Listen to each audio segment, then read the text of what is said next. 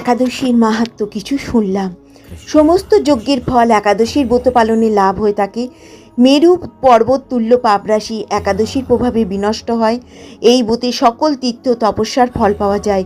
পূর্বপুরুষদের কল্যাণ সাধন, শিহরির প্রীতি সাধনে পবিত্র একাদশী সমান ব্রত আর জগতে নেই। এই একাদশীর ব্রত পালনে সর্বদা সুখ লাভ হয়, পাপ ক্ষয় হয়, সৌভাগ্য প্রাপ্তি ঘটে।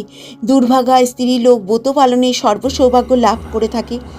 ভক্তি মুক্তি প্রদানকারী এই ব্রত সর্বপাপ হরণকারী, গর্ভবাস যন্ত্রণা বিনাশ করে। এই ব্রত পালনে মান্ধান্তা এবং ধুধুমান আদি রাজারা দিব্যমান লাভ করেছেন।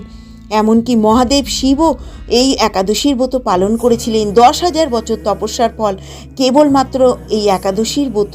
শ্রদ্ধাবান ব্যক্তিও এই ব্রত পালনে তিনি ইহলোক পরলোক সমস্ত প্রকার বাঞ্ছিত ফল লাভ করেন। পাপমতি যে সব মানুষ